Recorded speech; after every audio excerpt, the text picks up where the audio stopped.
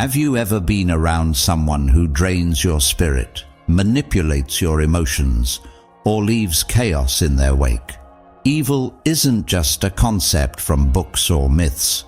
It's real, it's around us, and it thrives in subtlety. Fortunately, it is easy to detect. You can safeguard yourself from their influence by keeping an eye on their habits, behaviors, and immorality. Using ideas from Stoicism as a guide, I'll show you 10 telltale symptoms of an evil person in this video. Epictetus, Marcus Aurelius, and other ancient writers share their wisdom on how to spot evildoers and stay safe from them. Number 1. Constant manipulation. Seneca once said, "He who has much to fear has also much to manipulate." Evil people live on manipulation, distorting the facts to further their own goals. Look closer. They could persuade you that their lies serve your best, or that their motives are good. You are dealing with manipulation, the silent poison of an evil heart if someone regularly bends your reality and makes you doubt yourself. Often subtle, manipulation creeps into your ideas and causes you to doubt your own judgment. It does not always show itself. Using manipulation as a technique of control, evil people shape stories to fit their secret goals. To destabilize your sense of reality, they could gently transfer responsibility, spin your statements, or cause uncertainty. This strategy, sometimes referred to as gaslighting, is meant to cause you to doubt yourself but trust them blindly. The greatest obstacle to living is expectation, Seneca counsels, which hangs upon tomorrow and loses today. Manipulators prey on your uncertainties to ground you to their will. Presenting themselves as the ones know better, they will urge that their direction serves your own best interests. Here's a test, though. Does their guidance empower you, or does it cause you to rely more on them? While an evil manipulator wants to bind you closer, thereby depriving of your autonomy, a really virtuous person, according to Stoic ideas, would guide you to independence. Consider the person in your life who seems to constantly have a solution that would be very advantageous to them. Do they respect your limitations, or do they undermine them? Look for flaws in their stories and contradictions in their behavior. If this speaks to you, you should back off. No man is free who is not master of himself, Epictetus wisely said.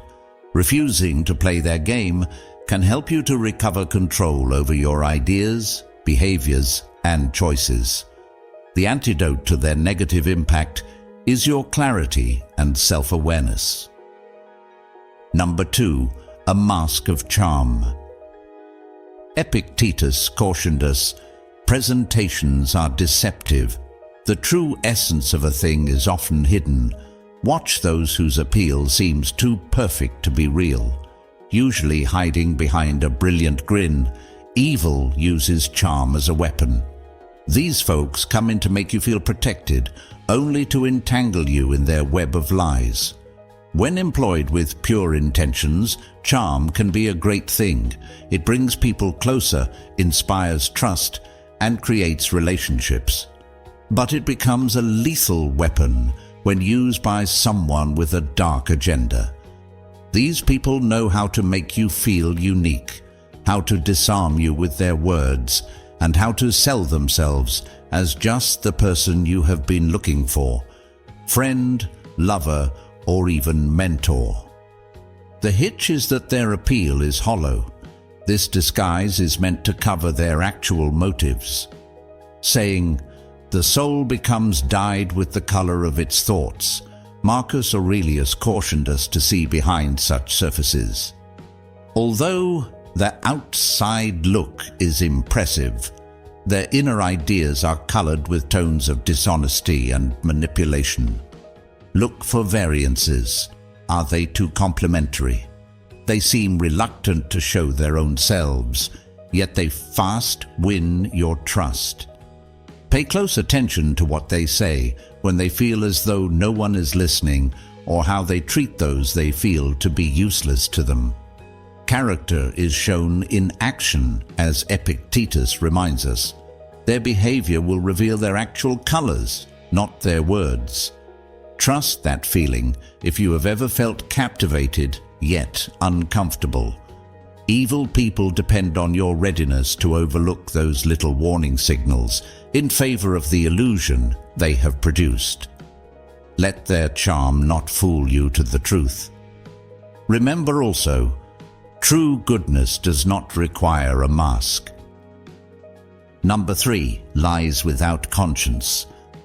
Marcus Aurelius advised not doing anything if it is not right, or not saying it if it is not true.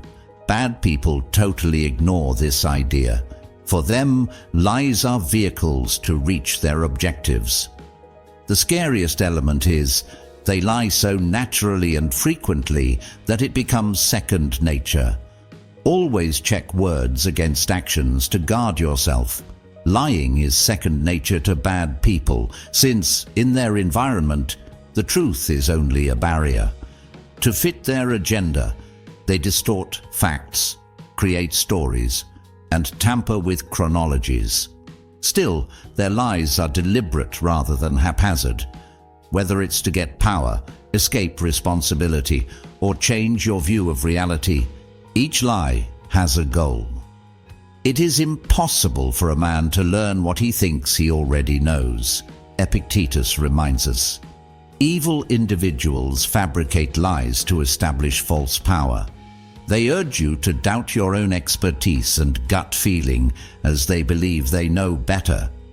By doing this, you become caught in their web of lies where they may control the story.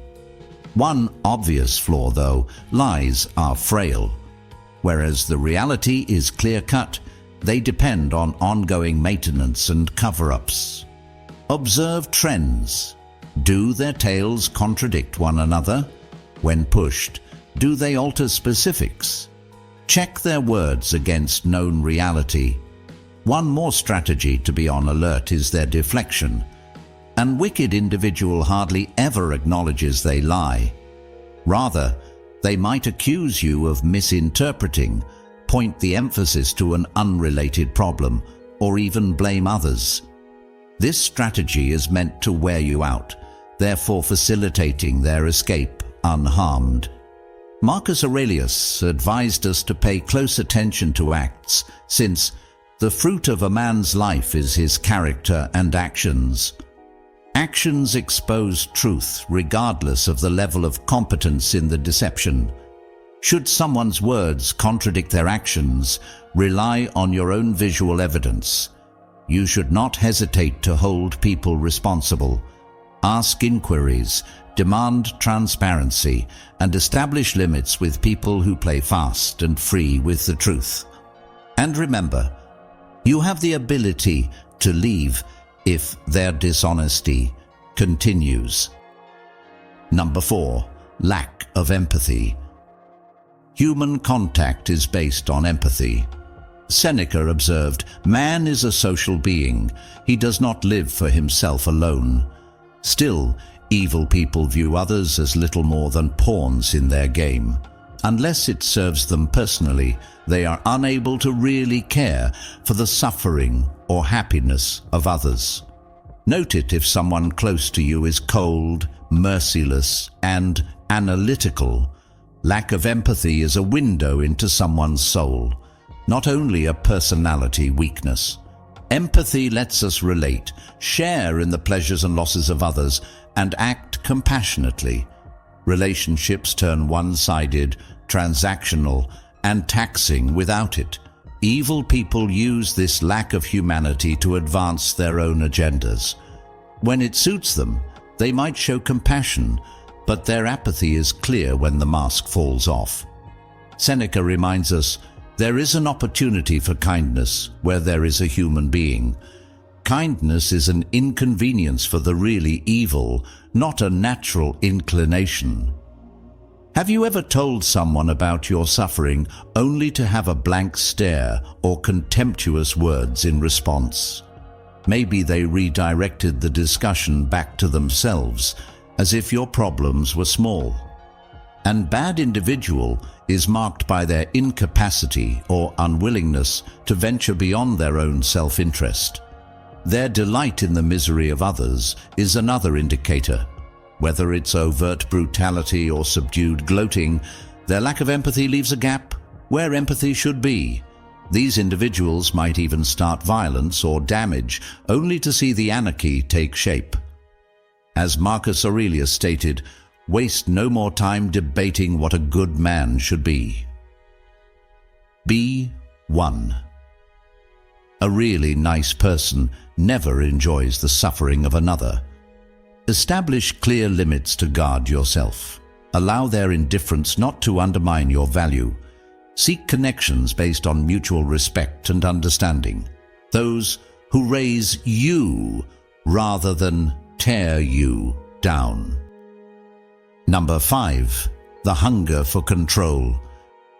To a bad person, control is their lifeline. They must rule all facets of their surroundings, including relationships, communication, and even your ideas. Marcus Aurelius reminds us, your mind is under your control, not outside circumstances. Once you understand this, you will discover strength. Identify the moment someone tries to take that authority from you. An bad individual wants dominance over your very thoughts, feelings, and decisions, not only control over circumstances. This is about lessening your autonomy and depending more on their influence than about leadership or direction. Marcus Aurelius counsels us that the quality of your thoughts determines the happiness of your life. And that's precisely why control is so perilous. It can shape your reality and hence your ideas. You have less control over your own life the more mastery they have over your thinking. Look for hints of subdued manipulation. Do they try to control your schedule, contacts, or even your own perspective on yourself? To acquire what they desire, do they apply emotional coercion, guilt, or shame? These are strategies of control used by evil people to render one helpless. Maybe they minimize your decisions, discount your ideas, or set conditions whereby you feel compelled to follow their lead, even if it runs counter to your ideals. This saps your confidence and autonomy over time, which causes you to doubt your own judgment. An bad individual could also enjoy building reliance. They may suggest that only they have the answers to your difficulties, so you would feel as though you cannot survive without their direction. True freedom, however, the Stoic view, comes from inside. Epictetus sagely said, "Freedom is the only worthy goal in life. It is gained by ignoring events outside of our influence." Although evil individuals seek to make you feel imprisoned, your actual strength comes from your capacity to resist their influence and take charge of your own thinking. Someone clearly lacks respect of your autonomy if they are trying to control you. And as Marcus Aurelius would counsel, stop a moment. Our own thought is the most power we possess. Control your ideas, your behavior, and your choices. Let nobody pick that from you. Click that subscribe button if you are ready to recover your authority and protect your tranquility. You are entitled to live free from control and manipulation. Number 6. Blame games and deflection. Seneca wisely noted, "Every man prefers belief to the exercise of judgment." Evil people take advantage of this by assigning guilt and creating narratives that present them as the victim. They evade responsibility with incredible grace. Recall that although falsehoods always have a defense, the truth does not. Among the most sneaky strategies employed by bad people to evade responsibility are blame shifting and deflection. When things go wrong, they spin the story to make others feel accountable rather than acknowledging their mistakes. They could charge you of distorting the facts, exaggerating, or even manipulating your emotions to skew your judgment. Seneca's comments, "Every man prefers belief to the exercise of judgment," emphasize how easily we may be controlled when we let our feelings take hold. Evil people take use of this by guiding the discussion in their advantage, therefore producing a victim narrative whereby they seem to be innocent or misinterpreted. Even when you know deep down that their behavior speaks for itself, they will make you feel as though you are the one in the wrong. Have you ever had someone constantly deflecting responsibility, turning every problem into a personal assault on you? They never take responsibility. If they do, it's in such a way that you feel bad even just bringing it up. This is a classic indicator of someone who understands how to distort the reality, therefore emphasizing your supposed inadequacies rather than their own failings. Maintaining ground in objective reality will help one to break out from this deception. Marcus Aurelius reminds us, "The truth is that which is consistent with the facts." Since the truth exposes them, evil individuals cannot afford it. Hence, they create complex narratives and assign blame to others in the process. These strategies challenge you to avoid letting your feelings control your reaction. Emphasize the facts, be cool under pressure, and don't hesitate to refute untrue claims. Demand transparency, ask questions, and never let someone point the finger when they are the one in error. Integrity mostly relies on responsibility. Someone who avoids it constantly is showing their actual nature. Establish reasonable limits and refuse to participate in their game to defend yourself. Number 7. The pleasure of pain. The joy of a bad individual in the agony of others is among their worst features. Saying, "Associate with those who make you better," Epictetus exhorted us to shun those who celebrate harm. It's time to withdraw yourself if you see someone enjoying either overt or subtle nastiness. Perhaps the most terrifying indication of a really terrible person is the delight of others' suffering. Seeing people suffer either to improve their own position or just for the sadistic delight is a perverse need. Evil people take gratification in the suffering of others, whether it be in seeing someone struggle, denigrating their misfortune, or reveling in their failure. Here, Epictetus's counsel really speaks to us. Associate with those who make you better. Someone who thrives on harshness depresses you. Their words, deeds, even their energies are meant to diminish others around them, so sustaining their own exaggerated sense of superiority. It may start subtly, a sarcastic comment or a mocking chuckle when someone else is depressed, but over time these little deeds become a pattern. This pleasure in suffering could show up differently. It could be the friend who likes spreading rumors about others' mistakes, or the co-worker who undermines others in order to further their own status. More severely, it can be someone who purposefully hurts others, who are weaker or defenseless, either physically or emotionally. No man is more unhappy than he who never faces adversity, Seneca advised, because he is not permitted to prove himself. But evil individuals do not view difficulty as a test of will. Rather, they enjoy the shortcomings of others, seeing the chances to feed their own egos in the tragedies of others close them. These folks are really quite insecure, truthfully. They must see others suffer if they are to feel good about themselves. Their delight, though, is ephemeral and based on the suffering and devaluation of others, and there is never enough cruelty to cover the hole in their hearts. One obvious indication to remove yourself Is someone constantly enjoying the suffering of others? Surround yourself with people who inspire development, who boost you, and who delight in shared achievement. Number 8. Solation as a weapon. Marcus Aurelius said, "Man is made for cooperation." Evil people isolate you from loved ones, therefore upsetting this natural order. When you're vulnerable and alone, they flourish since they cut off your means of control maintenance from support systems. Keep alert and guard your relationships. They are your protection. Among the most useful tools in a bad person's toolkit is isolation. Cutting ties to friends, relatives, or support groups makes you more reliant on them, more prone to manipulation, and more readily under control. This strategy is meant to sap your spirit, cause you to doubt your value and place in the world. Marcus Aurelius said sagely, "Man is made for cooperation."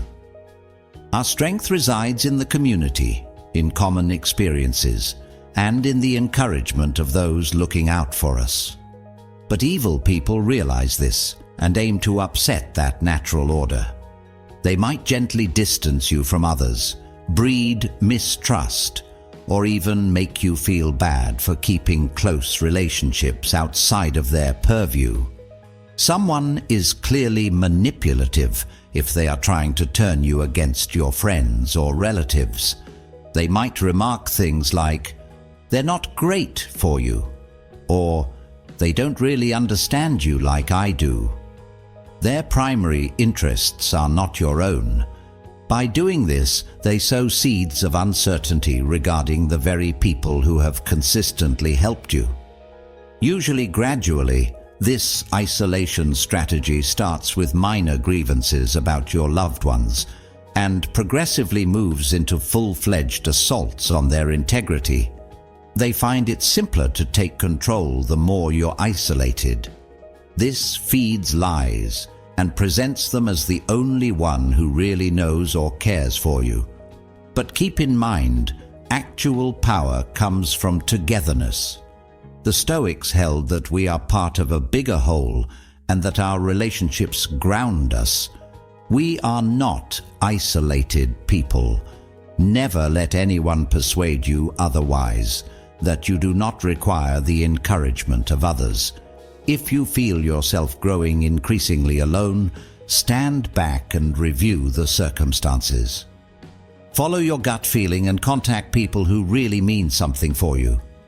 Save your relationships, since they form the basis of your resilience.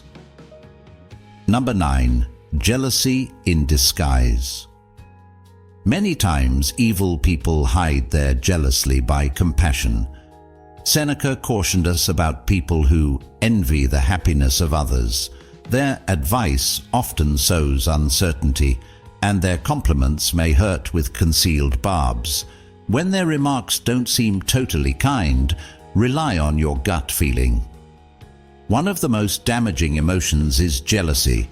It becomes even more dangerous when it is veiled by concern.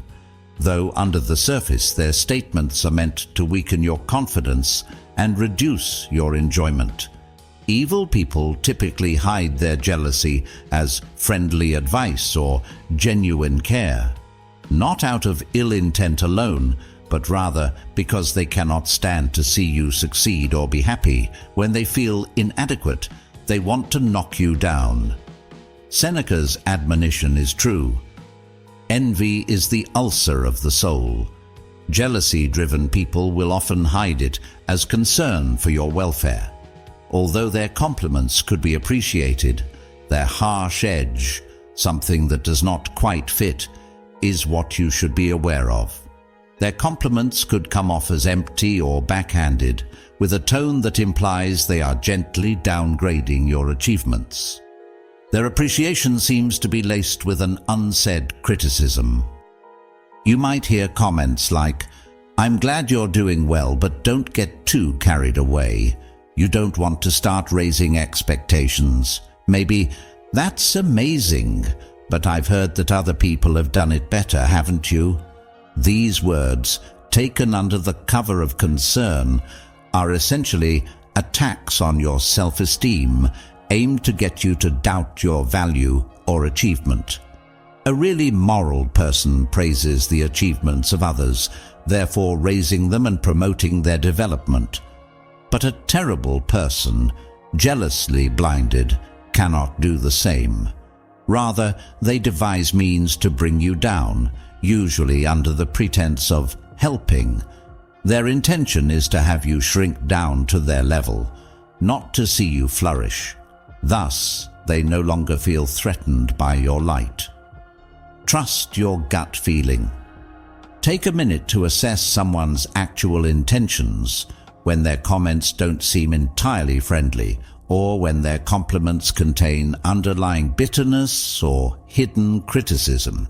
It's important to recognize jealousy masquerading as worry for what it is, a potent kind of control. Number 10, the unrepentant heart. The most obvious indication of all is probably not wanting to change. Marcus Aurelius advised, "Waste no more time debating what a good man should be. Being one." Evil people hang to their damaging habits and refuse progress. They show no desire in improving themselves or at undoing the damage they bring about. The most obvious and unforgivable quality of a terrible person is maybe their unrepentant heart. They refuse to own their mistakes or atone regardless of how often they harm others. Consumed to be justified, they live in a constant state of denial and keep on their destructive road without any thought for personal development. In his unbounded knowledge, Marcus Aurelius advised us to waste no more time debating what a good man should be. Make one. This is a call to action, an invitation to own our actions and work to grow into better versions of ourselves. A person with a good heart looks at their behavior often, admits their errors, and seeks to right them. But a terrible person, unable to accept the damage they have created, clings to their poisonous practices instead of developing and growing. Often accompanied with this resistance to change is a strong sense of entitlement. They think they are beyond criticism, that they are free from the need to atone, learn, or develop. Their behavior is seen by them as a proper manifestation of their power and superiority, not as a weakness. The capacity to introspection, to feel real regret, and to take action to heal the damage we inflict distinguishes us as humans from someone in your life who is always justifying their detrimental activities without ever apologizing or taking responsibility. Healing or atonement cannot exist without such capabilities. Guard yourself against some of these people. Don't waste your time thinking they will grow if they exhibit no regret, no desire in improving themselves, or no readiness to learn from their mistakes. As Marcus Aurelius would counsel, pay attention to your own development and let go of others caught in their poisonous habits. Evil might be someone in plain sight, masquerading in charm and familiarity, not always a dark shadow. But you may maintain your serenity and save your spirit by knowing these indicators derived from the wisdom of the Stoics. Marcus Aurelius advised us, "The happiness of your life depends upon the quality of your thoughts. Choose ideas and people who inspire and uplifts you." Should this video speak to you, hit the like button, leave comments, and most importantly, subscribe to go with us toward wisdom, power, and virtue. Recall that you can walk away from darkness and dwell in the light. See you in the following.